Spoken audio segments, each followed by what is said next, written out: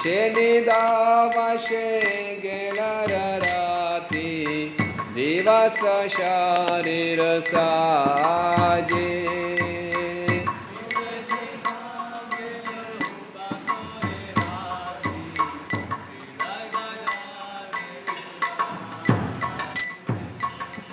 हे मन दुर्लभ मानव देहा पाइया की कर भावना केहा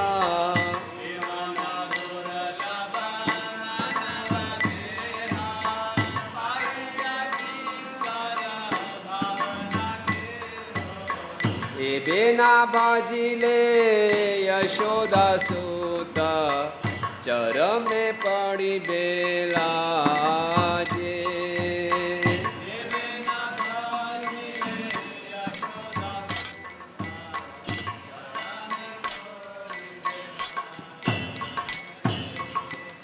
उदित तपना हाइला अस्ता दिन गेला बाले हई बेव्यस्ता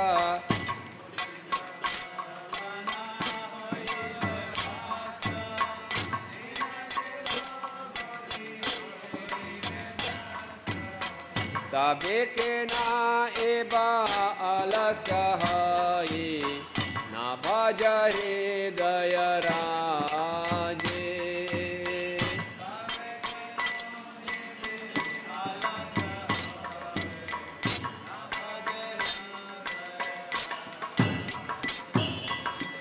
उदिला अरुणा पूरब भागे निजमणि गोरा आमनि जागे पूरब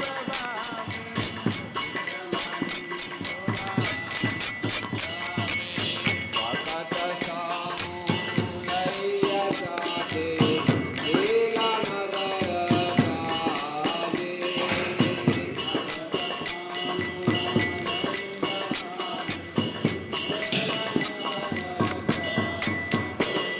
जीवन अनित्य जना सारा काहे नाना वेद विपद भारा जीवन अनित्य जना सारा काहे नाना वेद विपद भारा नाम आश्रय करे यतन तुम्हें आपा आपन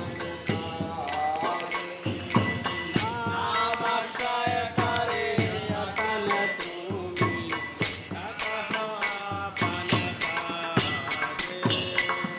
जीवेर कल्याण साधन कामा जगते आसे मधुर नामा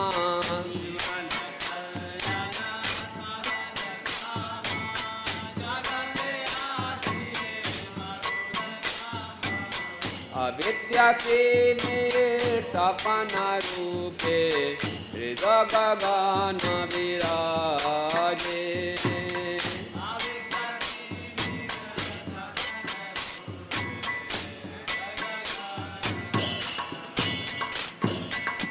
कृष्ण नामा सुधा करिया पाना जुड़ाओ भक्ति विनोद प्राणा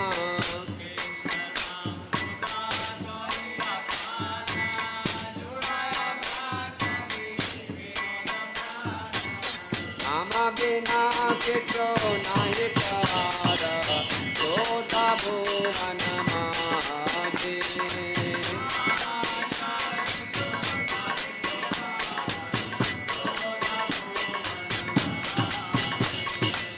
नाम बिना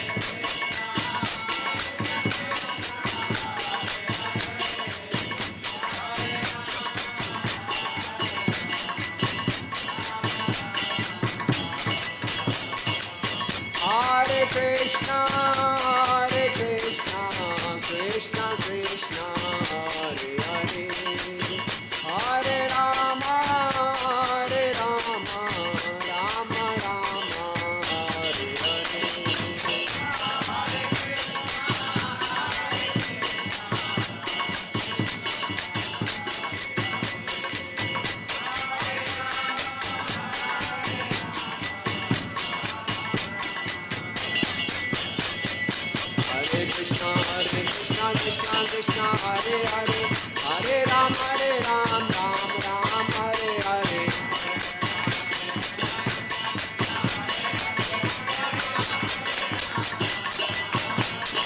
Hare Krishna Krishna Krishna Hare Hare Hare Ram Ram Ram Hare Hare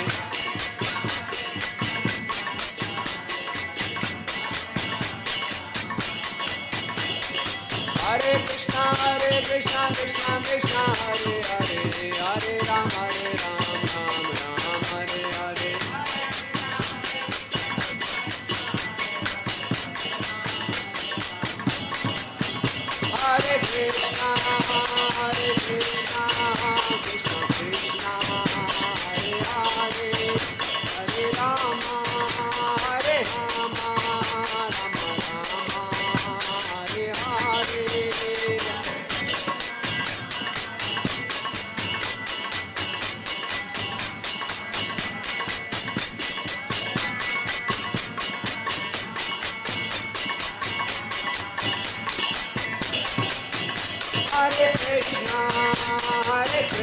Krishna Krishna Krishna Hare Hare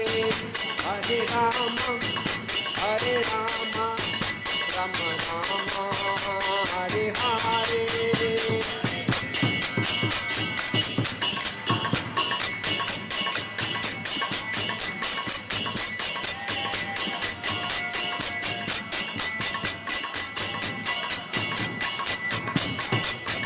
Jaya Prabhupada Prabhupada Prabhupada Srila Prabhupada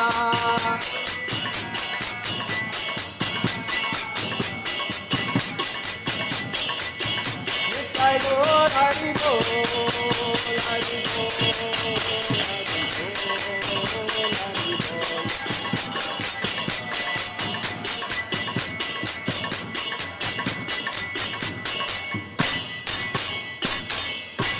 जय विष्णुपाद परमहंस प्रवचिकाचार्य स्तोत्र श्री श्री माधुर्य मायु से भक्ति वेदांत स्वामी श्रील प्रभुपाद के इस्कॉन फाउंडर आचार्य Jagat Guru Sevilla whole world ऐसी भक्ति वेदांत स्वामी श्रील प्रभुपाद के जय विष्णुपाद परमहंस प्रवचिकाचार्य स्तोत्र श्री श्री माधुर्य मायु भक्ति सिद्धांत से ठाकुर महाराज के अनंत कोटि वैष्णव के नामाचार्य श्री हरिदास ठाकुर के प्रेम से गौ श्री कृष्ण चैतन्य प्रभु नित्यानंद श्री अद्वैत गदाधर शिवासादि गौर भक्तवृंद के श्री राधा राधिका रमन जी की श्री कृष्ण बलराम की जगन्नाथ बलदेव सुभद्रा सुदर्शन जी की श्री गौर निताय की लक्ष्मी नरसिंहदेव भगवान की वृंद देवी तुलसी महारानी की ग्रंथराज श्रीमद् भागवतम के हरिनाम संकीर्तन यज्ञ की वर्ल्ड होली नेम फेस्टिवल की पुरुषोत्तम मास की हरे कृष्ण महामंत्र की निताय गौर प्रेमानंदे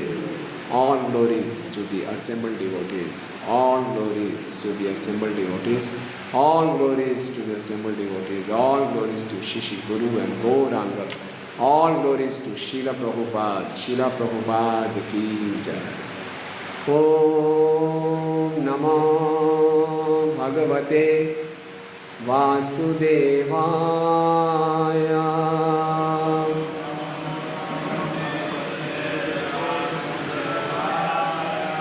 Om Namo Bhagavate Vasudevaya.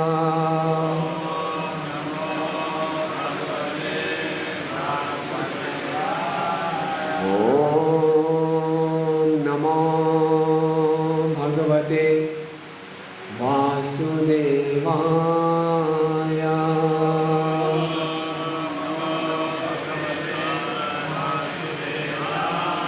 Narayanam namaskrityam naram chaiva narottamam devim saraswatim vyasam tato jayamudiraye nashtaprayeshu bhadreshu nityam bhagavata sevaya bhagavati uttam shloke bhaktir bhavati naishtiki krishnaya vasudevaya devaki nandanaya cha nandagopakumaraya govindaya namo namah Harir Nama Harir Namaiva Kevalam कलौ नास्तेव नास्तेव नास्तेव गतिरन्यथा। हरे कृष्ण। विश्व हरिनाम उत्सव के उपलक्ष्य में हम लोग हरिनाम की महिमा पर चर्चा करने का प्रयास करेंगे। तो श्लोक चुना है 11वें स्कंद के 5वें अध्याय का 36वां श्लोक। अध्याय का नाम है नारद द्वारा वसुदेव को दी गई शिक्षाओं का समापन। श्लोक संख्या 36। कलिम सभा जयंती आर्या गुणज्ञः सारभागिनः यत्र संकीर्तनन्नैव सर्वस्वार्थो अभिलभ्यते। कलिं सभाजयन्त्यार्या गुणज्ञः सारभागिनः यत्र संकीर्तनेनैव सर्वस्वार्थो अभिलभ्यते। कलिं सभाजयन्त्यार्या गुणज्ञः सारभागिनः यत्र संकीर्तनेनैव सर्वस्वार्थो अभिलभ्यते।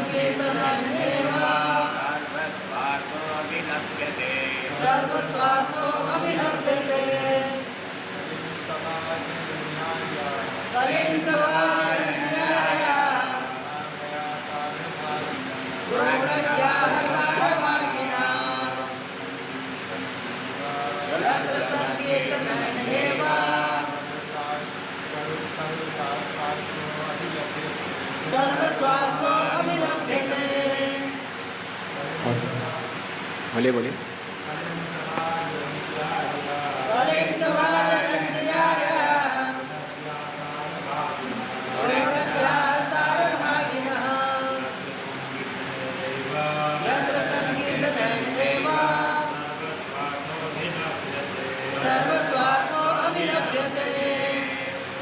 माता जी।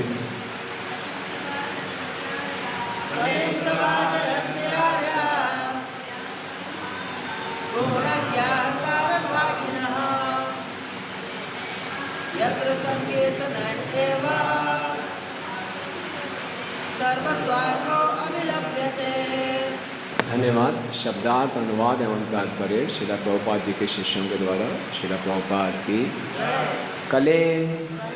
कलियुग की सभा जयंती प्रशंसा करते हैं। आर्य प्रगतिशील लोग, गुणज्ञ युग की असलियत को जानने वाले, सारभागिनः सार ग्रहण करने वाले, यत्र जिसमें संकीर्तनेन भगवान के नाम का सामूहिक कीर्तन करके एवं मात्र सर्वा सभी स्वार्थ इच्छित लक्ष्य अभिलभ्यते प्राप्त किए जाते हैं। अनुवाद। जो लोग सचमुच ज्ञानी हैं वे इस कलयुग के असली महत्व को समझ सकते हैं। ऐसे प्रबुद्ध लोग कलयुग की पूजा करते हैं क्योंकि इस पतित युग में जीवन की संपूर्ण सिद्धि संकीर्तन संपन्न करके आसानी से प्राप्त की जा सकती है। कृपया दोहराइए। जो लोग सचमुच ज्ञानी हैं वे इस कलयुग के असली महत्व को समझ सकते हैं। ऐसे प्रबुद्ध लोग कलयुग की पूजा करते हैं क्योंकि इस पतित युग में जीवन की संपूर्ण सिद्धि संकीर्तन संपन्न करके आसानी से प्राप्त की जा सकती है। तात्पर्य यहाँ पर बतलाया गया है कि सत्य, त्रेता, द्वापर तथा कली, इन चारों युगों में कलियुग ही सर्वश्रेष्ठ है क्योंकि इस युग में भगवान चेतना की सर्वोच्च सिद्धि कृष्ण भावनामृत का मुक्त हस्त से वितरण करते हैं। आर्य शब्द की परिभाषा श्रील प्रभुपाद ने वह व्यक्ति जो आध्यात्मिक उन्नति कर रहा हो के रूप में की है।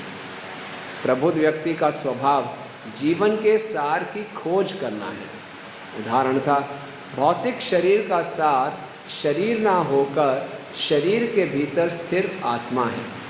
इसलिए बुद्धिमान व्यक्ति नश्वर शरीर की अपेक्षा शाश्वत आत्मा की ओर अधिक ध्यान देता है। इसी तरह यद्यपि कलयुग को कल्मश का सागर माना जाता है, किंतु कलयुग में भाग्य का समुद्र भी है, वह है संकीर्तन आंदोलन। दूसरे शब्दों में इस युग के सारे अधम गुणों का पूर्ण निराकरण भगवान नाम कीर्तन करने से हो जाता है। अतः वैदिक भाषा में कहा गया है, ध्यान कृते यजन यज्ञ त्रेतायाम द्वापरे अर्चयन यदापनोति तदापनोति कलौ संकीर्त्य केशवम। सत्युग में ध्यान द्वारा, त्रेता में यज्ञ द्वारा, द्वापर में पूजा द्वारा जो कुछ अर्जित किया जाता है उसे कलयुग में सामूहिक रूप से केशव नाम का कीर्तन करके प्राप्त किया जाता है। वैदिक विधि बद्ध जीव को धीरे धीरे अहंकार के अंधकार अर्थात स्थूल भौतिक शरीर से झूठी पहचान से ऊपर उठाती है और आत्म साक्षात अथवा अहम ब्रह्मास्मि अर्थात मैं परमात्मा हूँ, मैं नित्य हूँ के पद तक ले जाती है। फिर उसे यह खोजना होता है कि यद्यपि मैं नित्य हूँ किंतु एक परम शाश्वत पुरुष हूँ जो ब्रह्मांड के कण कण के भीतर तथा हर एक के हृदय में भीतर स्थित साक्षात भगवान है। इस आत्म साक्षात्कार की दिव्य अवस्था के आगे भी सिद्धि की तीसरी एवं अंतिम अवस्था होती है जो भगवान के धाम में भगवान का साक्षात्कार है। भगवान मूलतः इस जगत के अधीक्षक नहीं प्रत्युत अपने ही जगत के भोक्ता हैं, जो बद्ध जीव के अति काल्पनिक स्वप्नों से भी परे है। दूसरे शब्दों में, यद्यपि राजा या देश का राष्ट्रपति जेल विभाग का नियंत्रक होता है, किंतु उसे वास्तविक सुख अपने ही घर में मिलता है, मूर्ख बंदियों को फैसला सुनाने में नहीं।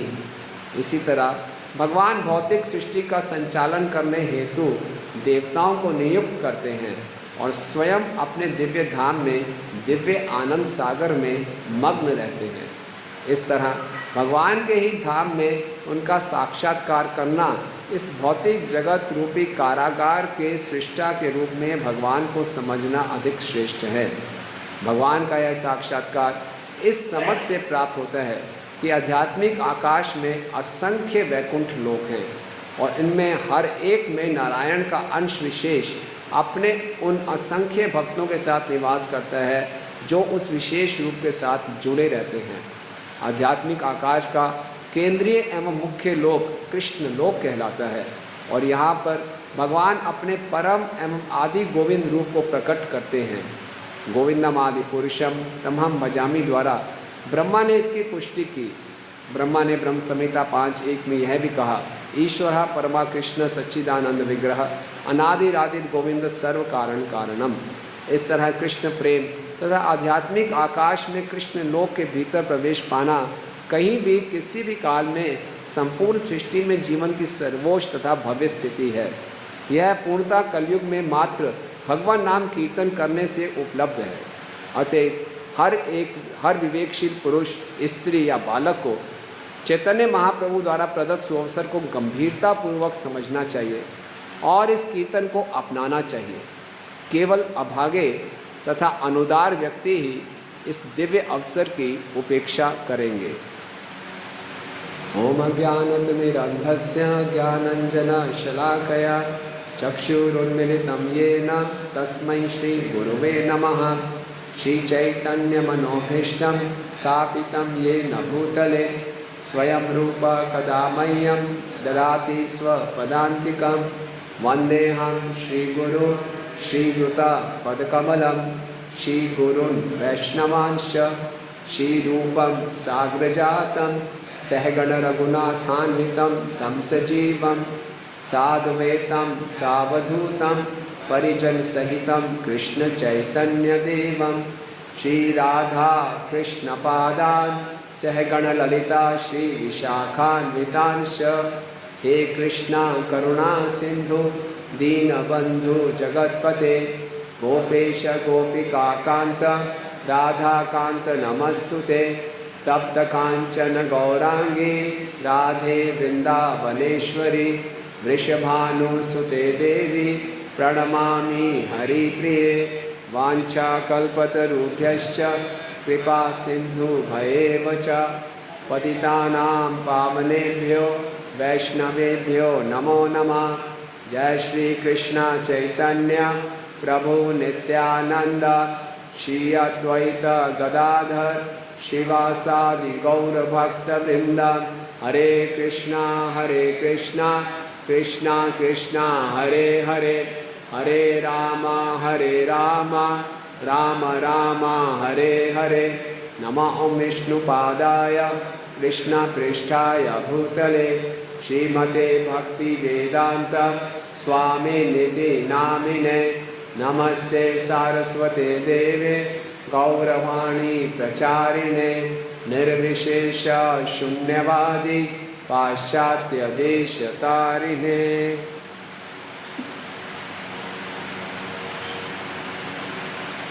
हरे कृष्णा।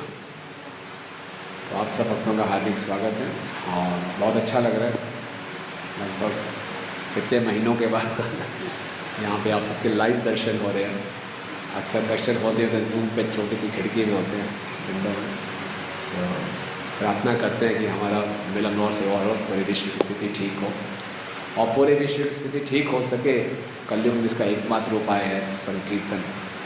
भक्तों को मिलकर खूब जोर से संकीर्तन करना है।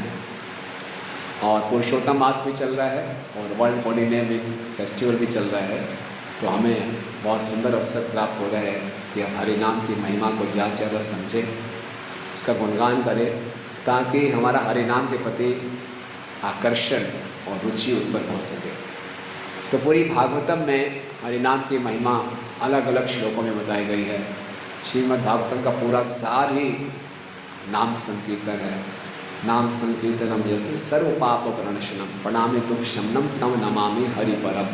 ये भागवतम का अंतिम श्लोक है कि नाम संकीर्तन से सारे पाप नष्ट हो जाते हैं। तो उस हरि को मैं प्रणाम करता हूँ जो मेरे सारे दुखों का शमन कर देता है।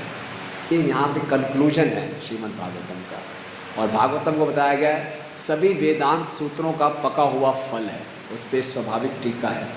यानी कि सभी वैदिक शास्त्रों का जो परिणाम है, जो अंतिम निष्कर्ष है, वो है नाम संकीर्तन।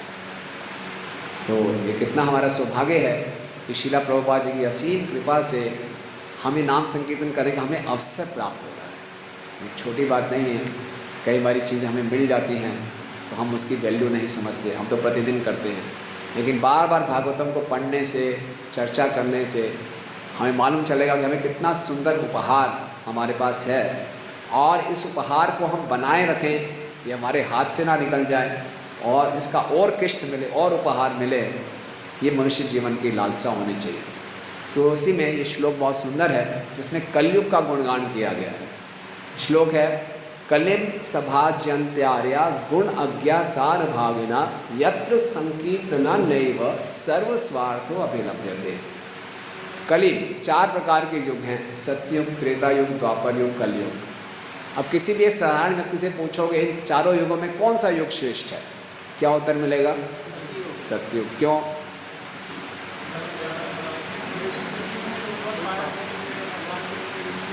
हाँ, सतयुग में धर्म 100% उपस्थित है, त्रेता युग में 75%, द्वापर युग में 50%, कलयुग में केवल 25%। तो निश्चित रूप से धर्म सबसे ज़्यादा उपस्थित कलयुग में है, सतयुग में। और सतयुग में सभी जीव सतोगुण में हैं, हंस की स्थिति में है। वहाँ कोई वर्णाश्रम नहीं है, ब्राह्मण वैश्य क्षत्रिय शूद्र नहीं, सभी के सब हंस हैं और सब बड़े उन्नत अवस्था में हैं। तो सतयुग अच्छा है। कलयुग से तो बेटर त्रेता भी है, द्वापर भी है। जय श्री श्री जगन्नाथ बलदेव सुभद्रा सुदर्शन जी की जय, श्री श्री गौर निताय की जय, लक्ष्मी नरसिंह देव भगवान की जय, श्री प्रकार। तो सब बोलेंगे ऑब्वियस है सतयुग श्रेष्ठ है। नहीं, बताया जा रहा है कलयुग श्रेष्ठ है। तो कौन मानेंगे इसको कलयुग श्रेष्ठ? उन लोगों की 3 योग्यताएं बताई गई हैं। क्या वो? आर्या। आर्या मतलब जो प्रगतिशील जीव हैं। प्रभुपाद कह रहे हैं आर्या की परिभाषा है जो व्यक्ति आध्यात्मिक उन्नति कर रहा हो, जो आध्यात्मिक उन्नति कर रहा हो, वो चारों युगों में कलयुग को श्रेष्ठ बताएगा। अच्छा, और दूसरी क्या योग्यता है? गुणज्ञ, जो कि गुण को जानता हो, हर चीज़ के गुण को जानता हो, इसका क्या गुण है ना। हर चीज़ के गुण को जानने के लिए कोई स्पेशलिस्ट चाहिए। कहते हैं ना, हीरे की पहचान जौहरी कर सकता है। ये तो बड़ी बात है। हीरा जो चाय कंपनी वाले चाय भी बनाते हैं, वो चाय कंपनी वाले टेस्टर रखते हैं कि चाय कैसे बनी है। उनको लाखों रुपए तनख्वाह मिलती है चाय टेस्ट करने के लिए। इसमें क्या गुण है खाली वो टेस्टर ही बता सकता है, और कोई नहीं बता सकता। इसी ढंग से जो मदिरा की कंपनियाँ हैं, हम एक बार भगवद गीता मैराथन में एक व्यक्ति के पास गए थे, तो मैंने बोला आप क्या करते हो? बोले मैं वाइन टेस्टर हूँ। ऐसे बता रहा था। और उसने अपने ड्राइंग रूम में छोटी छोटी शीशियाँ थी, ये सब केवल सब वाइन के सैंपल्स हैं। और मैं वाइन टेस्टर टेस्ट करता हूँ वाइन, और फिर उसके इनकी टेक्निकल भाषा है, कुछ टेक्निकल कोड्स हैं, किसको कितने नंबर दिए, क्या वाइन है, क्या टेस्ट है। मैंने कोई टेक बताओ, तो बोला क्या बताया था उसने? लेदर हॉट स्टिंगी, ऐसा कुछ टेस्ट आगे करके, लेदर हॉट स्टिंगी स्वीट, ये टेस्ट है इसका। ऐसे हर एक पर्टिकुलर टेस्ट है, बहुत महीन काम है। जो भारतीय शास्त्रीय संगीत जानते हैं वो सुनते हैं तो हम यूँ करते हैं ना, यूँ करते हैं। तो एक सहारा बोले क्या ये कर रहा है, हम समझ क्या ये कर रहा है, क्या कर रहा है, हमें समझ में नहीं आएगा ना। लंबा सुर ले जा रहा है, क्या कर रहा है, राग कौन सा राग है। लेकिन जो राग और सुर का ज्ञान रखते हैं वो जानते हैं इसमें क्या गुण है। इसी प्रकार से जो गुणज्ञ है, जो गुण जानते हैं, वो कलयुग का गुण जानते हैं, क्या गुण है। जब भागवतम के प्रथम स्कंद में हम पढ़ते हैं, परीक्षित महाराज के सामने कली आए।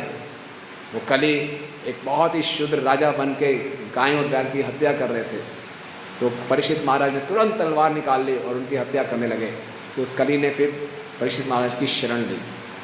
क्योंकि कली परीक्षित महाराज क्षत्रिय हैं, तो उन्होंने कलयुग को शरण दी कि आप इन 4 स्थानों में रह सकते हो। लेकिन कलयुग ने बाद में वही कली के कारण जो श्रृंगी ब्राह्मण को अहंकार हुआ और उन्होंने परीक्षित महाराज को शाप दिया। तो कोई पूछ सकता है, कह सकता है कि परीक्षित महाराज ने अपने ही मृत्यु के कारण को शरण दे दी। ये तो उनकी बहुत बड़ी मूर्खता थी, क्योंकि कलयुग का प्रभाव बोला था कलयुग परीक्षित महाराज ने कि आप 4 स्थानों में रह सकते हो, है ना। कहाँ पे? जहाँ पे मदिरापान हो, वैश्यालय हो, जुआ खेला जाता हो, या मांसाहार। और जो धर्म के स्तंभ हैं, जो कि शुद्धता का हमारा जो स्तंभ है, वो अलग अलग चीज़ों से, पापों से टूटता है। और जो तपस्या का वो बता रहे थे स्तंभ होता है स्मय, वो अहंकार से टूटता है। तो ब्राह्मण को अहंकार हो गया, कलयुग उसमें प्रवेश कर गया। तो छोटे बालक श्रृंगी के हृदय में अहंकार आया और उन्होंने परीक्षित को श्राप दिया। तो परीक्षित महाराज जी ने कलयुग को शरण क्यों दी? वहाँ लिखा जाता है कि क्योंकि परीक्षित महाराज सारग्राही थे, कलयुग के गुण को जानते थे। कलयुग में क्या गुण है कि कलयुग में आप मन से जितने मर्जी पाप कर लो नहीं लगेगा, जब तक आप शरीर से नहीं करोगे। उन्हें मालूम था परीक्षित महाराज को कलयुग ने आना ही आना है, इसका मैं गुण जानता हूँ, इसको मैं स्वीकार कर लेता हूँ, इसको कहीं शरण दे देता हूँ। तो हर एक युग का गुण है, तो परीक्षित महाराज ने उनको शरण दी। तो जो गुणज्ञ है, जो गुण जानता है कलयुग का, वो जानता है कलई दोष निधि राजन अस्ति एक महान गुण। एक महान गुण है, कीर्तनादेव कृष्ण से मुक्त संग प्रमुजे। तो ऐसे लोग जो गुणज्ञ हैं वो कलयुग की प्रशंसा करते हैं, जो आर्य हैं, जो आध्यात्मिक प्रगतिशील हैं, वो कलयुग की प्रशंसा करते हैं। और तीसरा है सारज्ञ, जो सारग्राही है। सारग्राही का मतलब होता है जो बेस्ट ऑफ द बेस्ट स्वीकार कर ले और वर्स्ट ऑफ द वर्स्ट को रिजेक्ट कर दे, बुरे से बुरे का तिरस्कार कर दे और अच्छे से अच्छे को स्वीकार कर दे। चाणक्य पंडित भी कहते हैं ना, अगर स्वर्ण आपको मल में भी पढ़ाई दिखाई दे तो मल पे ध्यान मत दीजिए, स्वर्ण को उठा लीजिए। इसी ढंग से जो सारग्राही हैं वो कलयुग के सार को जानते हैं। तो जो व्यक्ति आध्यात्मिक प्रगति कर रहे हैं, जो उन सबके गुणों को देखने वाले हैं, जो सारग्राही हैं, वो कलयुग की प्रशंसा करते हैं। क्यों प्रशंसा करते हैं? यत्र संकीर्तनैव, जहाँ पे केवल संकीर्तन करने मात्र से क्या हो जाता है? सर्व स्वार्थो अभिलभ्यते, सारे के सारे स्वार्थ आपको प्राप्त हो जाएंगे केवल संकीर्तन करने मात्र से। हरे कृष्णा कृष्णा कृष्णा हरे हरे, हरे राम राम राम हरे हरे, केवल संकीर्तन करने मात्र से। और कौन सा स्वार्थ प्राप्त हो जाएगा? इसके तात्पर्य में बताया जा रहा है, सर्वोत्तम स्वार्थ है इस भौतिक जगत से परे, वैकुंठ लोकों से भी सर्वोपरि कृष्ण लोक में कृष्ण का संग प्राप्त करना। इतना कठिन, इतना ऊंचा लक्ष्य, इतना ऊंचा स्वार्थ, और दिखने में कलयुग के सबसे निकृष्ट जीवों के लिए top most thing for the most fallen people in the most easy manner. इतना ऊंचा लक्ष्य इतने निकृष्ट लोगों के लिए इतने आसान तरीके से। इस संसार में किसी कोई बहुत बड़ी वस्तु चाहिए तो आसानी से नहीं मिलती। आईआईटी में एडमिशन चाहिए, आसानी से नहीं मिलता, बहुत घोटना पड़ता है, बहुत परिश्रम करना पड़ता है, तपस्या करनी पड़ती है। किसी को आईएएस बनना और तपस्या करनी पड़ती है, आसानी से नहीं। लेकिन इतनी ऊंची चीज़ इस संसार से भी परे, वैकुंठ लोकों से भी परे, स्वयं श्री कृष्ण ईश्वरा परमा कृष्णा सच्चिदानंद विग्रह, उनके साथ प्रभुपाद कहते हैं you can play with Krishna, you can dance with Krishna, you can eat with Krishna. इतना बड़ा सौभाग्य कैसे मिल जाएगा? संकीर्तन नहीं हुआ, केवल संकीर्तन के द्वारा, केवल चैंटिंग, डांसिंग और फिस्टिंग के द्वारा। भक्तों के साथ में खूब गाना है, नाचना है और बाद में प्रसाद पाना है। अब वो दिन लगते कब थे, वो कब आएंगे वो दिन ना, कितने अच्छे दिन थे वो। रोज़ फेस्टिवल होता था, रोज़ होता था, हम उसकी इतनी वैल्यू नहीं करते थे। अब प्रसाद पाए, कितना टाइम हो गया इकट्ठे बैठ के प्रसाद पाएँ, इकट्ठे बैठ के नाचे। लेकिन कितना सुंदर आंदोलन है, चैंटिंग, डांसिंग और फिस्टिंग करके सीधा भगवान के धाम को प्राप्त कर सकते हो। ये इसकी कलयुग की विशेषता है। इसीलिए शास्त्रों में और बुद्धिमान लोग, आर्य लोग, प्रगतिशील लोग, सारग्राही लोग इसकी प्रशंसा करते हैं। महाभारत में वर्णन आता है जब यक्ष और युधिष्ठिर के बीच में वार्तालाप चल रही है, तो युधिष्ठिर से यक्ष ने पूछा नया समाचार क्या है? तो युधिष्ठिर ने बोला द्वापर युग समाप्त होने वाला है, कलयुग प्रारंभ होने वाला है, जीवों को बहुत बड़ी कड़ाई में तपाया जा रहा है, 3 तापों से, अति भौतिक, आध्यात्मिक, अधिदैविक ताप, और बड़ा सूर्य की बड़े प्रखर तेज है, त्राही त्राही मची हुई है, तरह तरह की बीमारियां, महामारियां, रोग और दुख, पीड़ाएं, बहुत पीड़ित हैं जीव। लेकिन कुछ जीव उसमें से क्या कर रहे हैं? हरे कृष्णा कृष्णा कृष्णा हरे हरे, हरे राम राम राम हरे हरे। जो जीव इन सिर्फ 3 तापों में, दुखों के बीच में हरि नाम लेकर भगवत धाम वापस जा रहे हैं। तो यक्ष ये सुन के बहुत प्रसन्न हुए। तो इस कलयुग को धन्य कलयुग कहा जाता है, क्योंकि इस कलयुग में स्वयं भगवान श्री कृष्ण चैतन्य महाप्रभु के रूप में प्रकट हुए और इतना सरल तरीका हमें दे दिया जीवन की सर्वोच्च सिद्धि को प्राप्त करने का। इतनी ऊंची चीज़ इतने निम्न लोगों के लिए इतने आसान तरीके से। इसलिए चैतन्य महाप्रभु की प्रशंसा की रूप गोस्वामी जी ने, नमो महावदन्याय कृष्ण प्रेम प्रदायते कृष्णाय कृष्ण चैतन्य नामने गौर तुषे नमः। सत्युग के समय में भी हरिनाम की इतनी ही शक्ति थी। ये नहीं कि कलयुग में ज़्यादा शक्तिशाली हो गया, सत्युग में नहीं। हरिनाम शाश्वत है, नित्य, कृष्ण ये नित्य है। तो फिर सत्युग के लोगों ने फिर भी हरिनाम को ग्रहण नहीं किया। जीव गोस्वामी पाद बताते हैं क्यों नहीं ग्रहण किया? क्योंकि सत्युग में लंबी आयु, लाख लाख वर्ष आयु, पूरा स्वस्थ जीवन, सतयुग में कोई कोरोना वायरस नहीं, कोविड-19 नहीं, कोई बीमारी नहीं, कोई पीड़ा नहीं, आनंद, सब जगह सुखमय वातावरण। तो ऐसे में उनको बोला जाए केवल आप कुछ होठ हिलाइए और जीवा हिलाइए और भगवत धाम वापस चले जाइए, उनको विश्वास ही नहीं हुआ। ये कैसे, इतना आसानी से कैसे सिद्धि मिल जाएगी? क्योंकि सब कुछ अच्छा है तो ऊंची चीज़ चाहिए तो कुछ तपस्या करेंगे, कुछ चुनौतीपूर्ण होना चाहिए। तो वो लोग ध्यान लगाते थे, 60,000 साल 70,000 साल ध्यान लगा के फिर उसको प्राप्त करते थे। आसानी से कोई चीज़ मिले तो विश्वास नहीं होता है ना। हमें कई बार भक्तों को भी विश्वास नहीं होता। किसी भी जीवन में समस्या है, श्रील प्रभुपाद कहते हैं हमारे जीवन की हर समस्या का, चाहे वो भौतिक समस्या हो या आध्यात्मिक समस्या हो, इसका समाधान है हरि नाम। आप किसी को बताओगे ये बात, बोले ऐसे टाल रहे हो आप तो, है ना। अक्सर कई लोग भक्तों के पास आते भी नहीं हैं। आपको जीवन में समस्या, चलो जाते नहीं, बोले वही बोलेंगे प्रभु जी यही बोलेंगे चैंटिंग करो। चैंटिंग करते करते 20 साल हो गए, समस्याएं वैसे की वैसे ही पड़ी हैं, कुछ और बताओ।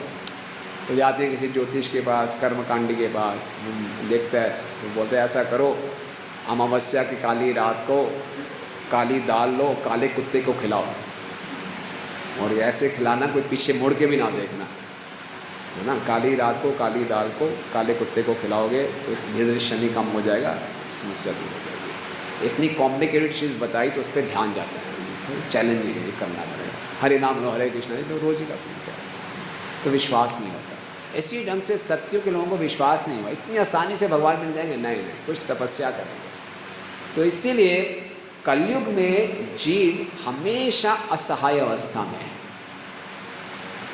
कलयुग में पता नहीं कब मृत्यु आ जाए, कब एक्सीडेंट हो जाए, कब मालूम चले आपको कैंसर है, भगवान ना करे, ऐसे हम बुरा नहीं कह रहे, लेकिन कभी कुछ हो जाता है किसी के साथ, कभी कोई दुर्घटना घट जाए, हमेशा असहाय अवस्था में। और ऐसी असहाय अवस्था में जब कोई भगवान को पुकारता है, वो भगवान के तुरंत कृपा को आकर्षित कर लेता है।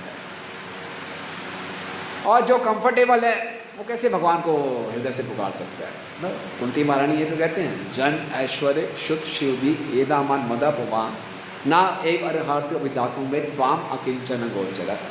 जिसका बहुत ऊंचे कुल में जन्म हुआ है, बहुत सुंदर है, बहुत विद्यावान है, बहुत ऐश्वर्य हैं, वो हृदय से भगवान को नहीं पुकार पाते। जो अकिंचन है, जिनके पास कुछ भी नहीं है, बहुत असहाय अवस्था में है, वो भगवान को हृदय से पुकार पाते हैं। तो कोई भी एक माता पिता हैं, उनकी 3-4 संतानें हैं, और समझ लीजिए कोई संतान बिल्कुल असहाय अवस्था में, थोड़ा मेंटली इतना डेवलप नहीं है, उस पर ज़्यादा वो ध्यान देंगे। ये कम बुद्धिमान है बेचारा, जिसमें तंग ना हो, उस पर ज़्यादा वो कृपा करते हैं।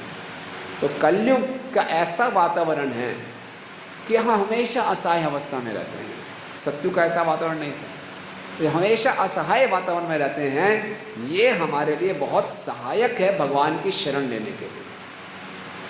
जो सारग्राही लोग हैं, जो गुणज्ञा लोग हैं, जो आर्यजन हैं, वो जीवन की हर समस्या को एक अवसर के रूप में देखेंगे, एक अपॉर्चुनिटी के रूप में देखेंगे भगवान की शरण लेने के लिए, कि भगवान की शरण लेने का बहुत अच्छा अवसर है, हरिनाम की शरण लेने के लिए बहुत बढ़िया अवसर है, वाह कृपा हो गई।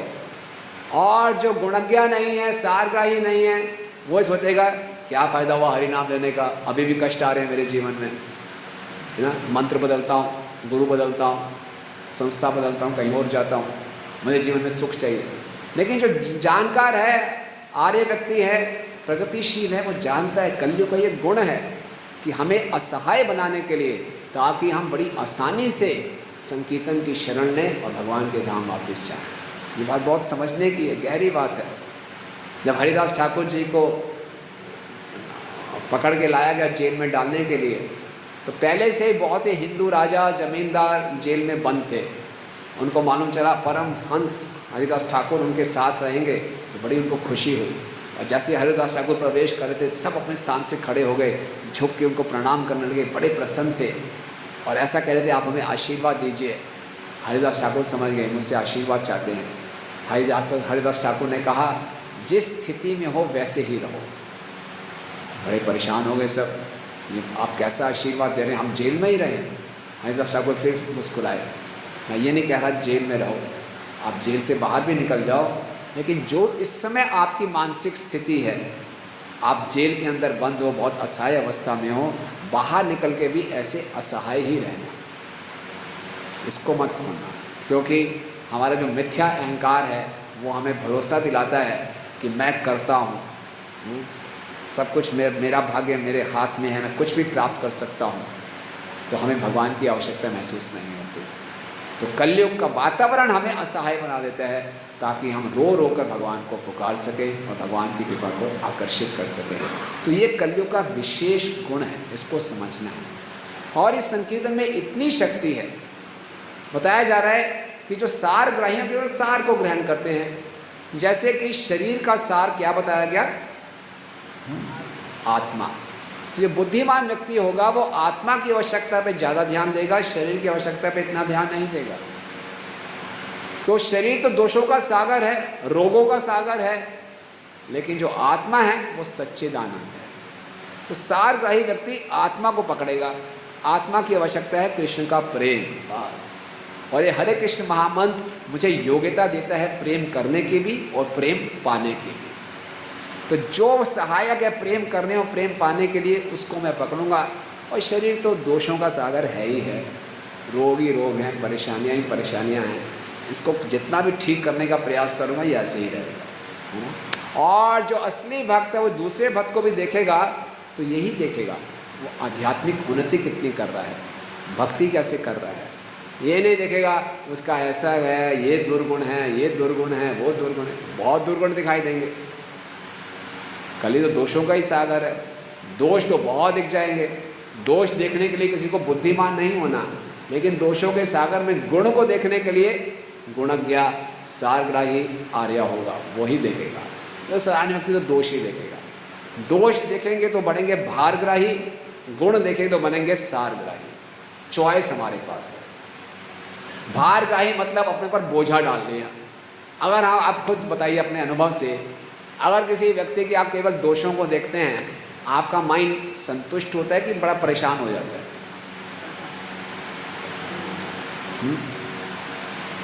परेशान हो जाता है। दोष उसमें है, परेशान आप है ना। और अगर उसके अंदर गुण देख लिया तो क्या होगा, हम भी प्रसन्न रहेंगे और हमारा कीर्तन करना भी आसान हो जाएगा और जीवन के लक्ष्यों को भी भूलेंगे नहीं। अधिकांशतः हम जीवन के लक्ष्य को क्यों भूल जाते हैं, हम सारग्राही ना रह के भारग्राही होते हैं। ये तो वो नहीं, तो ऐसा नहीं, तो वैसा क्यों नहीं, ये नहीं तो वो क्यों नहीं, यही सोचते रहेंगे, पूरा जीवन व्यर्थ। नहीं तो सारग्राही। और संकीर्तन में इतनी खासियत है कि ये कलयुग के सारे दोषों का निराकरण कर देता है। अगर एक तराजू लिया जाए, एक तरफ दिया जाए हरिनाम संकीर्तन और दूसरी तरफ डाल जाए कलयुग के असंख्य दोष, कौन भारी पड़ेगा? हरिनाम संकीर्तन। हरे कृष्णा कृष्णा कृष्णा हरे हरे, हरे राम राम राम हरे। बार बार बोलना पड़ता है जगाने के लिए, जीव जागो जीव जागो। तो संकीर्तन की विशेषता है। ऐसा क्या होता है संकीर्तन से, इस सारे के सारे गुण खत्म कर देता है, दुर्गुण दोष खत्म कर देता है। शीला प्रभुपाद कहते हैं जो हरिनाम संकीर्तन है ये हमारे सूक्ष्म शरीर को प्रभावित करता है। स्थूल शरीर के अंदर सूक्ष्म शरीर है, मन बुद्धि और मिथ्या अहंकार का। जो हरिनाम संकीर्तन है ये हमारे मिथ्या अहंकार को पिघला देता है, खत्म कर देता है, काटता है, मिथ्या अहंकार समाप्त हो जाता है। यानी कि हमारा स्वभाव बदल जाएगा। कौन सा शास्त्रों से आप उदाहरण दे सकते हैं कि हरिनाम से उसका स्वभाव बदल गया? मृगारी इतना क्रूर वो शिकारी था, अधमरे पशुओं से जब खून निकलता उसको देखकर हंसता था। वो हरिनाम लिया, कितना दयालु बन गया कि चींटी पे भी पाँव नहीं रखना चाह रहा था। और रत्नाकर डाकू इतना पापी कि मुख से राम नाम भी नहीं निकल रहा। नारद मुनि क्या बोला? मरा मरा मरा बोलो। और जगाई मधाई, है ना, कितने बड़े पापी थे, कितने बड़े संत बन गए। और हरिदास ठाकुर के पास जो वैश्य आए थे हरिदास ठाकुर का पतन कराने के लिए, एक शुद्ध भक्त के मुख से हरिनाम सुन के उन्होंने उनसे दीक्षा प्राप्त कर ली और स्वयं खुद 3 लाख नाम प्रतिदिन लेने लगे। हिप्पीज बन गए। साक्षात अभी 50 साल पहले का उदाहरण, प्रभुपाद गए विदेश में, हिप्पियों को हैप्पी बना दिया, है ना। और पर्सन अपना जीवन हम देखें, 4 नियमों का हम पालन कर पाते हैं, किससे? केवल हरिनाम के बल पर। और भी है, जैसे भगवान राम की लीला में जब सेतु बनाया जा रहा था, सारे वानर क्या कर रहे थे? पत्थर पे राम नाम लिख के फेंक रहे थे। पत्थर तैर रहा था। पत्थर कभी तैरता थोड़ी है, क्योंकि राम का नाम है तो पत्थर तैरता है। स्वभाव बदल गया। चैतन्य महाप्रभु जारीखंड के जंगल में गए और एक सिंह सो रहा था, शेर, उसको लात मारी, ए हरि बोल, वो उठ गया और हरि नाम लेने लगा, नाचने लगा। और एक हिरण आया वहाँ से, हिरण भी हरि नाम ले रहा है, शेर भी हरि नाम ले रहा है, दोनों आलिंगन कर रहे हैं, चुंबन कर रहे हैं दूसरे का। और फिर महाप्रभु आगे निकल गए। इसका मतलब जब महाप्रभु आगे निकल गए तो शेर ने हिरण का आलिंगन किया था, फिर खा लिया। खाली टेम्परेरी फर्क पड़ा था, नहीं परमानेंट, भूल गए। इसी ढंग से एक बार परम पूजनीय सच्चिदानंद स्वामी महाराज बता रहे थे, वो और राधानाथ स्वामी महाराज मायापुर परिक्रमा में थे और दोनों ने शेयर किया कि महाप्रभु को देखिए संकीर्तन की क्या कृपा है। सच्चिदानंद स्वामी महाराज ने बोला, राधानाथ महाराज इज ए ज्यू, अमेरिकन ज्यू, and I am a German, है ना। और मेरे पिताजी हिटलर की आर्मी में थे। ज्यूज और जर्मन का सेकेंड वर्ल्ड वॉर में बहुत ज़बरदस्त लड़ाई, और हिटलर ने जितने भी ज्यूज थे बहुत कंसंट्रेशन कैंप्स में उनको मार देते थे, बहुत ही ज़्यादा अत्याचार। तो पुश्तैनी दुश्मन, है ना, ज्यूज और जर्मन्स। लेकिन अब हम दोनों क्या कर रहे हैं? इकट्ठे मिलकर हरे नाम ले रहे हैं। ये है संकीर्तन आंदोलन की शक्ति। तो हमारा स्वभाव बदल जाता है, हमारे हृदय में जो वैर भावना है, द्वेष की भावना, ये समाप्त हो जाती है। इस संकीर्तन में इतनी शक्ति है। भाई हृदय को शुद्ध करने का सबसे सरल तरीका है। तो इसीलिए बताया जा रहा है इस तात्पर्य में कि कलयुग में एक तरफ दोषों का सागर है, एक तरफ सौभाग्य का सागर है। डुबकी किसमें लगानी है? हमारे ऊपर। मन हमारा क्या करेगा? तुरंत किसमें डुबकी लगाओ? दोषों के सागर में। ये समस्या है, वो समस्या, ये है जी, ये है जी। चॉइस हमारे पास है हर क्षण। You want to be the part of the problem और part of the solution.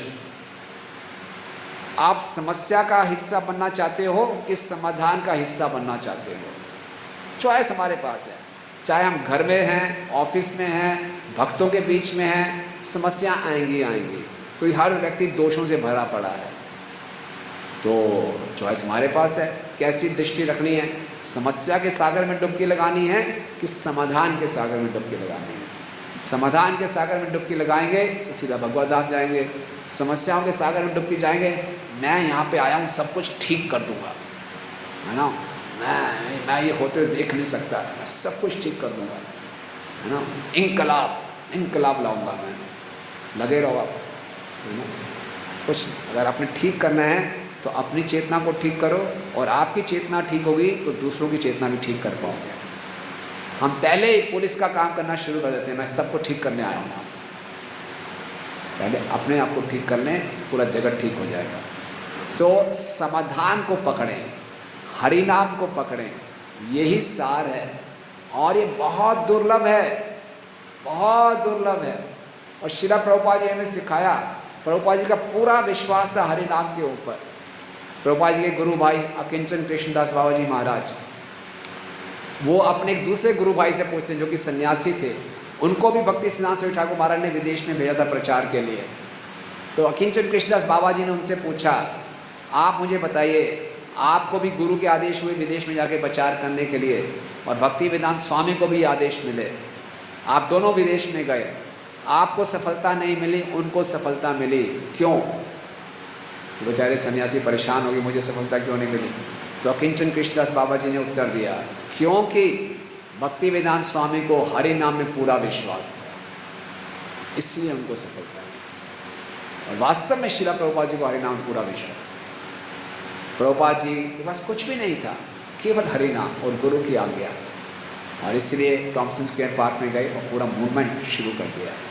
Prabhupada के पास एक बार तरुण कांति घोष जी, जो अमर बाजार पत्रिका के एडिटर थे, वो मिलने आए।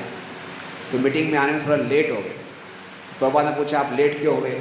बोले रास्ते में आते हुए मैं एक योगी के पास गया, उस योगी ने मुझे कुछ गिल गिल करके हवा से एक सेब निकाल के दे दिया, देखिए वो सेब है। तो प्रभुपाद को दिखा रहे, देखे उसके पास कितनी योगिक शक्तियाँ, आपके पास हैं क्या? प्रभुपाद ने बड़ी विनम्रता से बोला, मेरे पास कोई योगिक शक्तियाँ नहीं हैं, मेरे पास केवल हरि नाम है। इसी हरि नाम से पूरा आंदोलन शुरू हुआ, इसी हरि नाम से सारे भक्तजन आए, इसी हरि नाम से पुस्तकें बटी और छपी, इसी हरि नाम से बड़े बड़े उत्सव हुए, इसी हरि नाम से कई मंदिर बने और उन कई मंदिरों में कई सेब हैं। एक हरि नाम से आप तो एक सेब लाए हो, इतना विश्वास है हरि नाम। ऐसे प्रभुपाद जब भारत वापिस आए, प्रभुपाद जी ने बॉम्बे और दिल्ली में बहुत बड़े बड़े पंडाल कार्यक्रम किए। तो प्रभुपाद जी की इच्छा हुई दूसरे बड़े शहरों में भी किया जाए, कलकत्ता में और मद्रास में। तो कलकत्ता में प्रोग्राम का आयोजन किया गया। कलकत्ता में उस समय कम्युनिस्ट गवर्नमेंट थी और नक्सलाइट्स थे। नक्सलाइट्स वो आतंकवादी होते थे। तो उनको मालूम चला नक्सलाइट्स को कि कोई धार्मिक पंडाल प्रोग्राम हो रहा है। उन्होंने प्रभुपाद और प्रभुपाद के भक्तों को पैम्फलेट्स बांटे, उस पर लिखा हुआ था फ्लाई और डाई, भाग जाओ यहाँ से नहीं तो मर जाओगे। भक्त तो बड़े परेशान हो गए। पंडाल प्रोग्राम शुरू हुआ, पहला दिन संध्या समय था। प्रभुपाद स्टेज पर बैठे और आगे कुछ दरी बिछाई गई थी, पीछे कुर्सियाँ रखी हुई थी, कुछ लोग कुर्सियों पे बैठे थे, कुछ लोग दरी पे बैठे थे।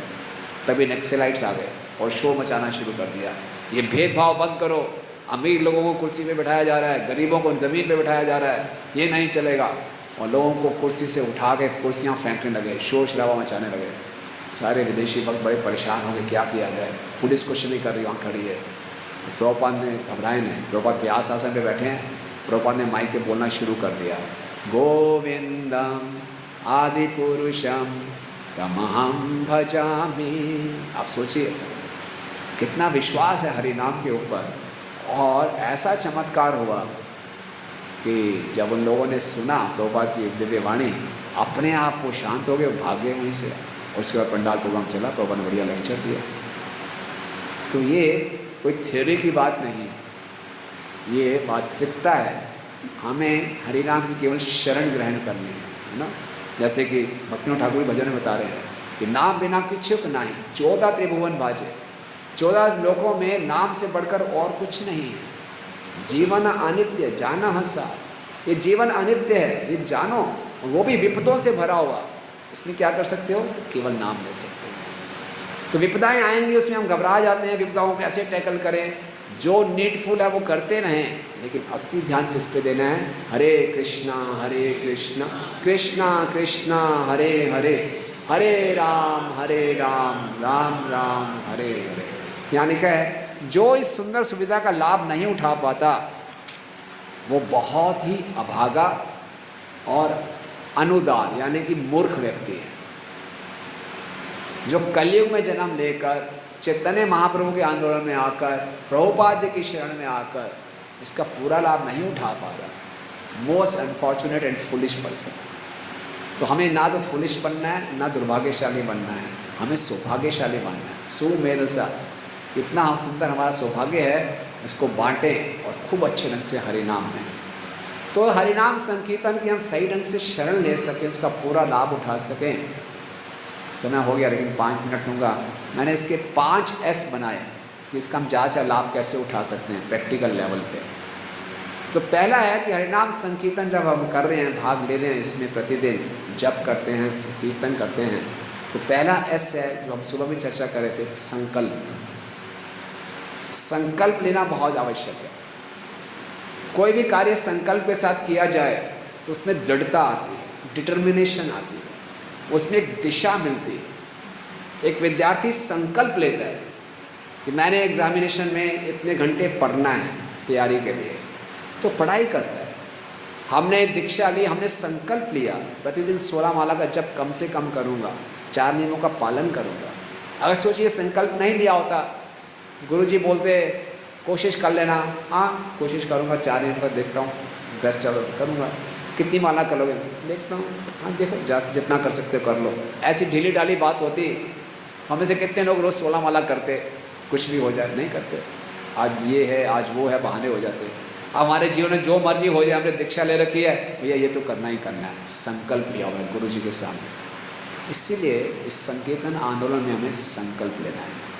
प्रतिदिन जप करते हैं, संकल्प के साथ जप करें, है ना, कि मैंने ध्यानपूर्वक जप करना है, गुरु महाराज की प्रसन्नता के लिए करना है। संकीर्तन में भाग लेते हैं, संकल्प लें, ये नहीं ये ऐसे गुरु पूजा है कम से कम 15 मिनट तो नाचते ही हैं, जरूर नाचना है, उत्साहपूर्वक नाचना है। यानी आज मन नहीं मान रहा, नहीं नाचूंगा, मत नाचो, कोई बात नहीं। किसका नुकसान हुआ?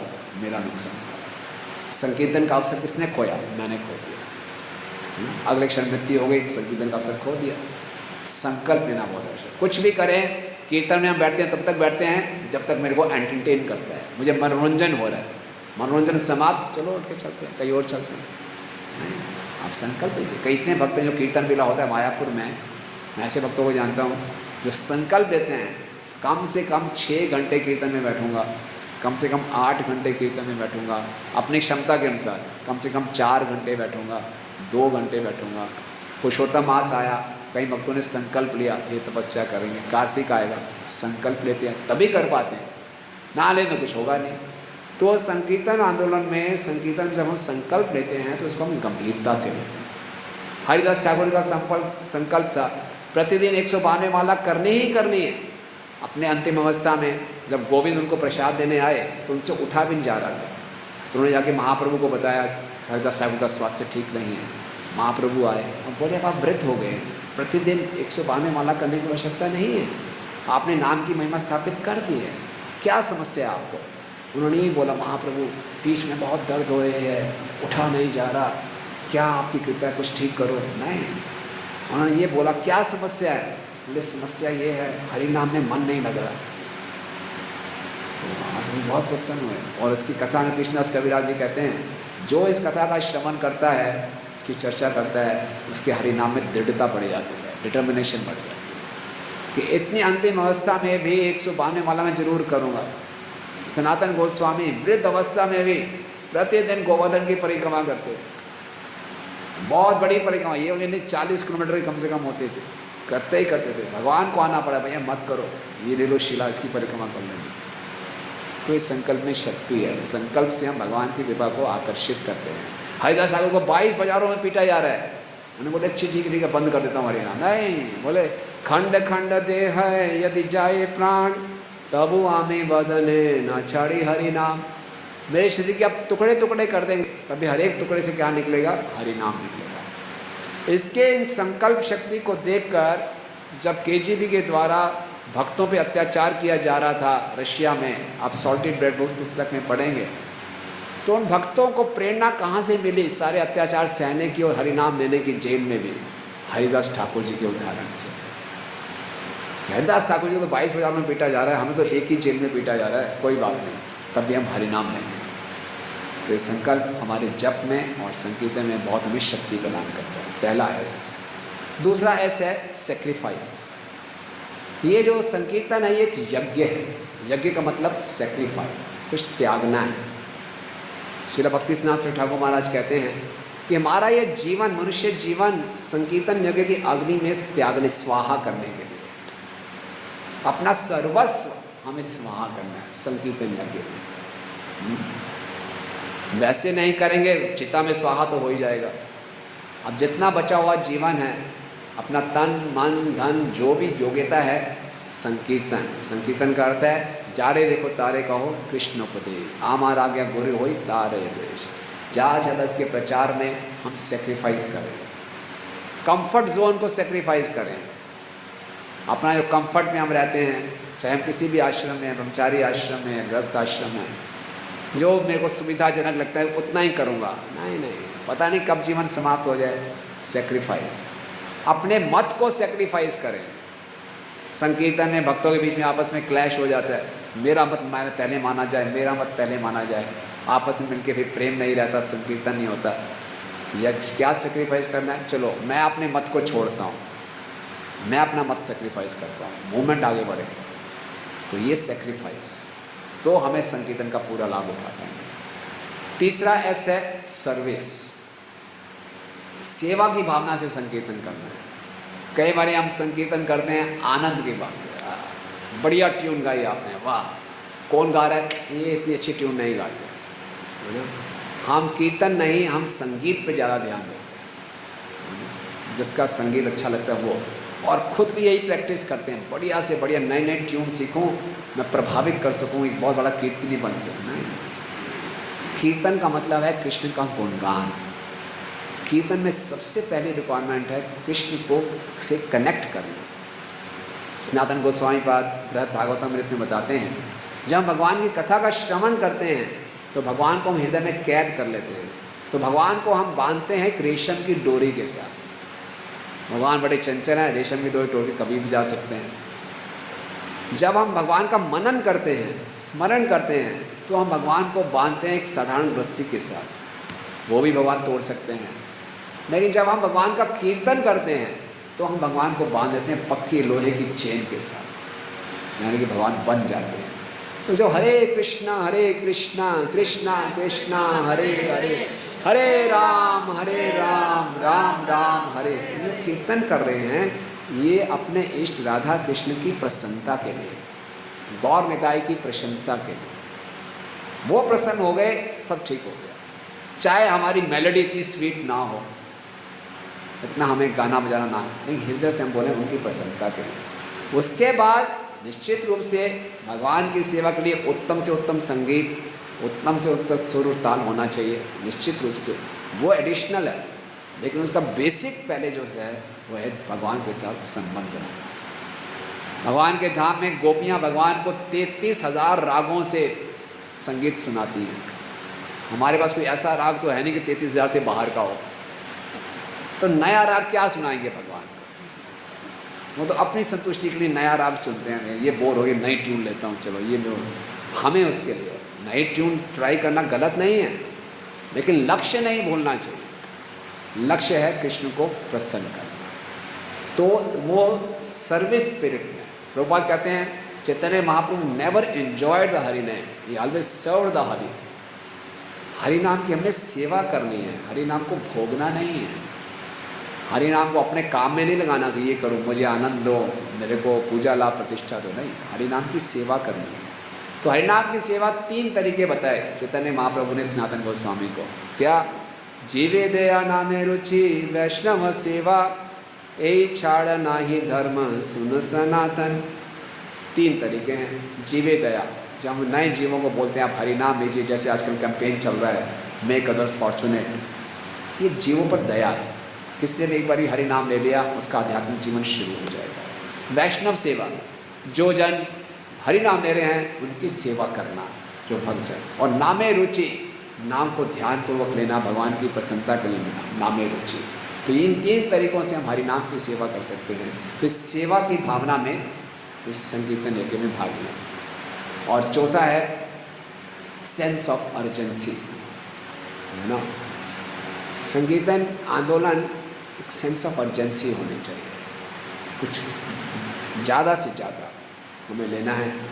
और जैसे कि एक बार एक एलन गिल्सबर्ग, जो कि हिप्पियों के हीरो थे, 21 लोग उनको भगवान के रूप में पूछते थे, प्रभुपाद के पास वो आए और प्रभुपाद से पूछने लगे कि मैंने सुना है कि कलयुग में जितने भी संतगण हैं वो गुफाओं में चले जाएंगे। प्रभुपाद ने बड़ी बड़ी आंखें करके उसकी आंखों में आंखें डाली और आगे सामने झुक कर बोले, and the Kaliyuga will come, you will eat me and I will eat you. फिर डर गया, बोले they will be your devotees. बोले they all must have gone to back to godhead, better start chanting Hare Krishna. Kaliyuga आएगा, एक मनुष्य दूसरे मनुष्य को खाएगा। बोले आपके भक्त कहाँ जाएंगे? बोले पहले भगवत धाम जा चुके होंगे, फटाफट आप भी हरि नाम लेना शुरू कर दो। कलयुग बढ़ता जा रहा है, कभी भी मृत्यु आ सकती है, तो क्या करें? टालें ना इसको, पूरे उत्साह से अपना बेस्ट ऑफ द बेस्ट दें हरि नाम। तो सेंस ऑफ एक अर्जेंसी होनी चाहिए। और 5वां है सीरियस एंड सिंसियर, है ना। इस आंदोलन में भाग लेना है बहुत ही गंभीरता के साथ, सीरियसली एंड सिंसियरली। होता क्या है, हम सोचते हैं हरि नाम, ये आंदोलन बहुत इजी गोइंग है, अरे हरि बोल, प्रभुपाद बहुत कृपालु हैं, नित्यानंद प्रभु बहुत कृपालु हैं, नाचो गाओ बस बढ़िया फर्स्ट क्लास, भगवत धाम तो पहुँच ही गई, हरि बोल, है ना। अपने पे ध्यान नहीं, कैसा हम व्यवहार कर रहे हैं, कैसी हम साधना कर रहे हैं, कैसे हमारे मन में विचार चल रहे हैं, कैसे अपने आप को शुद्ध करना है, हरि बोल सर। तो ये आंदोलन प्रभुपाद कहते हैं द प्रोसेस इज सिंपल और द एप्लीकेशन इज डिफ़िकल्ट। हम जानते हैं प्रतिदिन सुबह उठ के ध्यानपूर्वक 16 माला जप करना आसान नहीं, संघर्ष है। तो संघर्ष के लिए तैयार रहें, गंभीरता से सारे नियमों का पालन करना। Process is easy but not easy going. आरामदायक जीवन नहीं है। प्रभुपाद कहते हैं self realisation and easy going life don't go together. इकट्ठे साथ साथ नहीं चल सकते कि मैंने भक्ति भी करनी है और आरामदायक जीवन चाहिए। भक्ति करने में अपने आप आनंद मिलता है, आराम मिलता है, लेकिन हमारी इच्छा नहीं होनी चाहिए कि आरामदायक, ज़्यादा कष्ट भी ना हो भक्ति। तो उसके लिए हम सीरियस गंभीरता से इस आंदोलन को लें। तो ये 5S थे। पहला था संकल्प, दूसरा था सेक्रीफाइस, तीसरा था service spirit, fourth is sense of urgency and fifth is serious and sincere. और हम समझें कि हमें भी आर्य बनना है, गुणज्ञा बनना है, सारग्राही बनना है। इस कलयुग में गुण को देखें, सार को देखें। हरे नाम हरे नाम हरे नाम एव केवलम यत्र संकीर्तन नैव सर्वस्वार्थो अभिलभ्यते। केवल संकीर्तन करने मात्र से सारे स्वार्थ प्राप्त हो जाएंगे और उच्चतम स्वार्थ है भगवान के धाम कृष्ण लोक में जाना, भगवान से मिलना, भगवान से अपना संबंध स्थापित करना। इतनी आसानी से ये हो सकता है, कितना बड़ा हमारा सौभाग्य है। लेकिन हम दोषों को देखने के कारण, दोषों के सागर में डुबकी लगाने के कारण सौभाग्य के सागर को छोड़ देते हैं और इस अवसर को खो बैठते हैं। तो इसलिए ये दुर्भाग्यशाली हमें जीव नहीं बनना, हमें सौभाग्यशाली बनना है और इस पूरे सौभाग्य का लाभ उठाना। हरे कृष्ण। किसी को प्रश्न या टिप्पणी? माइक है, माइक।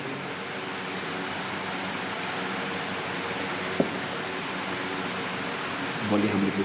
जैसे कि हम लोग भगवान की शरण लेनी चाहिए, हरि नाम से ठीक हो जाएगा। अब इस समय मतलब समस्याएं, हमें सिचुएशन जो है वो नहीं सुधर रही। अगर हमारी सिचुएशन नहीं सुधर रही तो हमें लग रहा है भगवान कृपा नहीं कर रही, लेकिन भगवान हमें इसी सिचुएशन में रखना चाह रहे हैं। इस चीज़ को हम कैसे समझेंगे? मतलब भगवान किस तरह से कृपा कर परिणाम देंगे समस्याओं में भगवान। बहुत अच्छा प्रश्न है। तो ये पूछ रहे हैं कि हमारे जीवन में कुछ समस्या आई, ऐसी परिस्थितियाँ आई और हमने हरि नाम की शरण ग्रहण की, हरि नाम लिया, लेकिन परिस्थितियों में कुछ सुधार नहीं हो रहा। तो हम कैसे समझें कि भगवान कृपा कर रहे हैं कि नहीं कर रहे, कि भगवान मुझे चाहते हैं कि परिस्थितियों में रहूं? यही बात प्रश्न क्या होना चाहिए। तो अच्छा प्रश्न है। तो हमारे जीवन में ऐसे चुनौतियाँ ज़रूर आती हैं और आती रहती हैं ऐसी चुनौतियाँ। और शास्त्रों में बताया कि हरि नाम की शरण में हमें लेनी भी चाहिए, शास्त्रों की शरण में, भक्तों की शरण में। और अगर परिस्थितियाँ बदली होंगी तो बदल जाएंगी, अगर नहीं बदल रही तो जानना चाहिए कि भगवान की ये इच्छा है कि मैं इन परिस्थितियों में रहूं और इन परिस्थितियों में सारग्राही होते हुए आगे बढ़ूं, रुकूं नहीं। और हमें सहायता मिल सकती है भक्तों के संग से। वरिष्ठ भक्तों का हम संग करें, उनसे खुल के बात करें, शास्त्रों को पढ़ें। शास्त्रों में श्रीमद् भागवतम कई केस स्टडीज़ हैं, एक के बाद एक ऐसी मुश्किल परिस्थितियों में भक्त आए। पूरी भागवतम समस्याओं से भरी हुई। अब उठा लो, पहले स्कंद से शुरू हो जाए। भगवान जा रहे हैं उत्तरा माता के घर में, ब्रह्मास्त्र छोड़ दिया, इतनी बड़ी समस्या। द्रौपदी के 5 पुत्रों की हत्या, इतनी बड़ी समस्या। कुंती महाराज की प्रार्थना, भीष्म पितामह इतने बड़े महाजन तीरों की शैया पे लेटे हुए, इतने बड़े कष्ट में। पूरा हर स्कंद आप देख लो। सती माता इतनी बड़ी समस्या, ध्रुव महाराज के ऊपर समस्या, प्रहलाद महाराज के ऊपर समस्या, एक के बाद एक। बोल नहीं सकते ऐसी समस्या वैसी समस्या, ये हर समस्या है। हर भक्तों ने क्या किया? भगवान की शरण, है ना। तो जहाँ हम मुश्किल में फंस रहे हैं, हम नहीं ले पा रहे, तो वरिष्ठ भक्तों से सहायता लें, ठीक है। फिर भी लगता है जी नहीं नहीं नहीं, मैं तो इन परिस्थितियों में हरि नाम भी नहीं ले सकता, ऐसी बुरी हालत हो गई है परिस्थिति में, हरि नाम लेने नहीं। तो कई बार क्योंकि हम कंडीशन सोल हैं, तो कई बार कंडीशंस बदलने से टेम्परेरी रिलीफ मिल सकता है। तो देखना पड़ेगा कि हमारी कंडीशनिंग कितनी गहरी है, कितना रिलीफ चाहिए, तो कई बारी परिस्थितियाँ थोड़ी सी बदल दी जाती हैं, बाहरी रूप से हम कोशिश करते हैं, लेकिन वो भी होगा तो भगवान की इच्छा से ही होगा। वो किसी को बुद्धि मिलेगी परिस्थितियाँ बदलनी है, लेकिन हमें ये प्रार्थना करनी है, भगवान आप जैसी मर्जी परिस्थिति हो, मुझे ऐसी मनस्थिति दो कि मैं हमेशा आपके नाम ले सकूँ। ये हमारी प्रार्थना होनी चाहिए, क्योंकि आज परिस्थिति बदली, आप देखिए कुछ वर्षों बाद फिर दोबारा से हो जाएगी परिस्थिति, फिर वैसे ही आ जाएगी। तो परिस्थितियाँ तो चुनौतीपूर्ण रहेंगी रहेंगी, हम कहें जहाँ मर्जी चले जाएं, मेरी मनस्थिति ठीक बनी रहे, ये मैच्योरिटी की दिशा।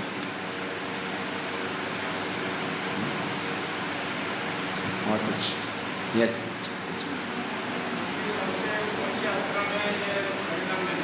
हैं? कौन सा आश्रम श्रेष्ठ है? वने ठाको गृह ठाको सदा हरि नाम। भक्ति में ठाकुर, वन में रहो या घर में रहो, हमेशा हरि नाम। कोई छूट नहीं है कि मैं जब घर में रहता हूँ जी 16 माला की जगह 12 कर लूँ, 8 कर लूँ, या संकीर्तन आंदोलन में थोड़ा कम सेक्रीफाइस करूँ। मैं आत्मा का कोई बैच नहीं होता, आत्मा के ऊपर ब्रांड नहीं है, ये गृहस्था ब्रांड है, ब्रह्मचारी ब्रांड है, सन्यासी ब्रांड है, ये तो बाहरी है सब।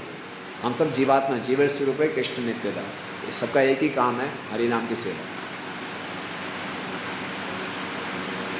ठीक है? यस।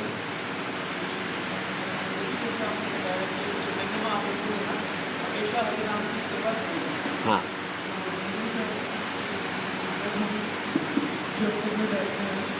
अगर जब अच्छा हो रहा होता है तो हमें टेस्ट आ रहा था तो और अच्छा होती है, और अच्छा होती है। तो ये भी एक तरीके से वो परिणाम तो घूमना ही होगा कि मुझे टेस्ट आ रहा है तो और अच्छा कर रहा हूँ, लेकिन उनको टेस्ट नहीं आ रहा होता तो उतना उत्साह नहीं आता। तो जैसे हम सेवा कर रहे हैं और सारे नहीं, हरि नाम ले रहे हैं, आपको टेस्ट आ रहा है, तो ये नहीं मैं इसको भोग रहा हूँ, वो बात है। निश्चित रूप से आप हरि नाम देंगे, हरि नाम का स्वभाव है, हरि नाम बहुत मधुर है, और आप अच्छे ढंग से दे रहे हैं तो रेसिप्रोकेशन मिल रहा है।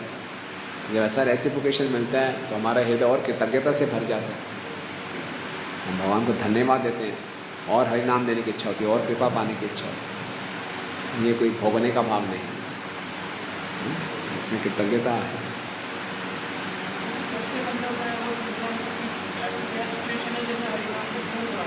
हरिनाम को भोगने की बात यह है कि जैसे हम कोई कीर्तन कर रहे हैं तो कीर्तन किसी को प्रभावित करने के लिए कर रहे हैं,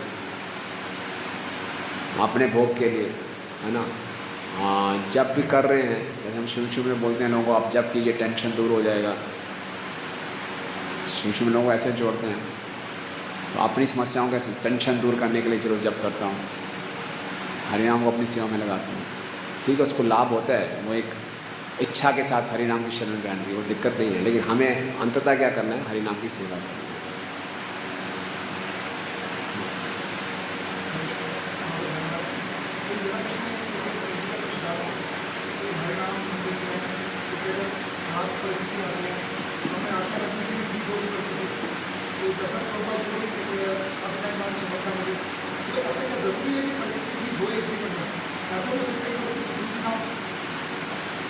हाँ, प्रभु जी कह रहे हैं कि हमें आशा रहती है कि परिस्थिति ठीक हो जाएगी। ऐसा भी हो सकता है पूरा जन्म में परिस्थिति ठीक ही ना हो। हाँ, हो सकता है। क्या समय नहीं हो रही तो नहीं हो रही, भगवान की इच्छा। मारो भी राखो भी, ये इच्छा तो हमारी है ना।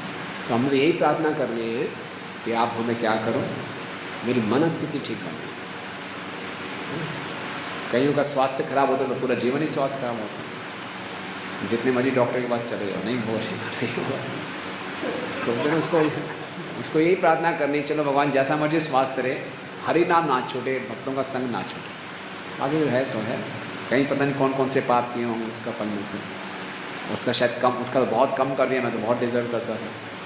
तो ये तो परिस्थिति तो भगवान के हाथ में, और फिर इसका फ़र्क में नहीं पड़ता। हम देखते हैं, अब देखिए प्रभुपाद जी के जो शास्त्र हैं, भक्ति राघव स्वामी महाराज मायापुर में थे, उग्रवादी आगे आक्रमण किया, उनकी टांग चली गई, टांग चली गई। उसके बाद भी कितना प्रचार कर रहे हैं, जो उन्हें जयप्रदा गोस्वामी महाराज, शरीर की परिस्थिति कितनी खराब होती जाएगी, इतनी दुखमय परिस्थिति में भी हमेशा आनंद में है। देखिए क्या मुझे गोपाल कृष्ण स्वामी महाराज, इतना स्वास्थ्य डाउन होता जा रहा है लेकिन भक्ति करने का उत्साह और बढ़ता जा रहा है। तो हमारे सामने लाइव एग्जाम्पल्स हैं।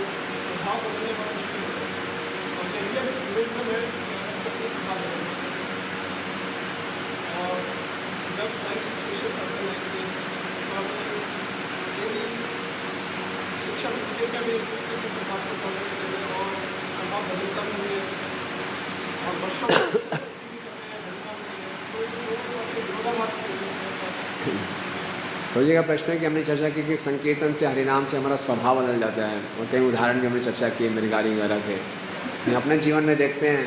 और भागवतम में लिखा है कि स्वभाव को बदलना इतना आसान नहीं है, और जो स्वभाव बदलता है वो वास्तव में असली हीरो है। और जब आपस में भक्तों के बीच में आदान प्रदान होता है तो वो एक दूसरे को शिक्षा देते हैं, उसके स्वभाव को समझो, टॉलरेट कर लो। तो वो भी हरिनाम ले रहा है, मैं भी हरिनाम ले रहा हूँ, उसका स्वभाव क्यों नहीं बदल रहा और मेरा भी क्यों नहीं बदल रहा, है ना। ये स्वभाव को बदलना आसान नहीं है, लेकिन एकमात्र तरीका जो है हरिनाम ही। इसी स्वभाव को बदलने के लिए योगी जन, निराकारी इतनी बड़ी बड़ी तपस्या करते हैं, उन स्वभाव को बदल नहीं पाते, फिर से उनका पतन हो जाता है। लेकिन हरिनाम से बहुत आसानी से बदला जा सकता है, तो हमें इसकी पूर्ण रूप से शरण ग्रहण करनी है। लेकिन ये जो नियम है वो मेरे लिए है, मैं ये ना करूँ कि दूसरा व्यक्ति हरिनाम में उसका स्वभाव क्यों नहीं बदल रहा, मैं ही क्यों एडजस्ट करूँ हमेशा अपने आप को। मेरे लिए ये कि मैं हरिनाम लेके अपने जो गलत आते हैं इसके ऊपर मैं विजय प्राप्त कर सकूँ, ये मेरे लिए है। और हर बारी ऐसा लगे परिस्थिति आए मैं फिर अपने स्वभाव के कारण कमज़ोर पड़ गया, तो ये ऐसे इंसिडेंट्स मुझे विनम्र बनाते हैं। मैं बड़ा अहंकार हो जाएगा मैंने अपने स्वभाव पे विजय प्राप्त कर ली, तो ये भगवान हमें बाबा विनम्र बनाने के लिए कि बेटा अभी और मेहनत कर और गहराई से शरण ले, तो व्यक्ति यही करेगा और गहराई से शरण लेगा। हरिदास ठाकुर, रूप गोस्वामी, सनातन गोस्वामी पाद, उन्होंने मुसलमान यहाँ के यहाँ नौकरी की रूप और सनातन में, इतने बड़े महाप्रभु ने उनको नाम भी दे दिया रूप और सनातन। लेकिन अपने आप को कभी यही कहते थे नहीं नहीं नहीं, हम तो बहुत ही निकृष्ट जीव हैं, हमारा क्या स्वभाव था, हमने तो मांस खाने वालों की नौकरी की, हम तो वही हैं। वो नहीं बोले हम बहुत ऊंचे हो गए, अब हमें जगन्नाथ मंदिर में प्रवेश किया गया तो नहीं। हरिदास ठाकुर ने ये नहीं बोला मैं नामाचार्य हो गया हूँ अब मेरे को कुछ सीखना ही नहीं, वो अपना यही स्वभाव मानते थे, नहीं मैं तो यमन हूँ, किसी के योग्य नहीं हूँ। तो अगर हम स्वभाव पे विजय प्राप्त कर भी रहे हैं तो ऐसा कोई अहंकार नहीं होगा मैंने स्वभाव पे विजय प्राप्त कर लिया। भक्त हमेशा यही महसूस करेगा अभी मैं अपने स्वभाव का गुलाम हूँ, मुझे से ऊपर उठना है। और वो दूसरों को भी जज नहीं करेगा कि इसका स्वभाव क्यों नहीं बदला, हरिनाम ले रहा था। ऐसी परिस्थितियाँ आएंगी और वो अपने स्वभाव के सामने कमज़ोर पड़ता है, तो खुद ही विनम्र बनेगा और खुद ही अपने दोष को देखेगा कि अभी तक मैं हरिनाम के सही ढंग से शरण ग्रहण नहीं की। ये पूरा लाइफ टाइम प्रोजेक्ट है, ऐसा ही लगा रहेगा। एक दिन ऐसा लग गया मैं परफेक्ट हो गया तो डिवोटी कहाँ वहाँ पे,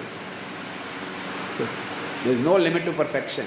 भक्त तो यही सोचता रहेगा अभी पता नहीं कुछ भी नहीं किया मैंने और करना मुझे, तो विरोधाभास नहीं है, ये स्वभाव है भक्ति का ऐसे।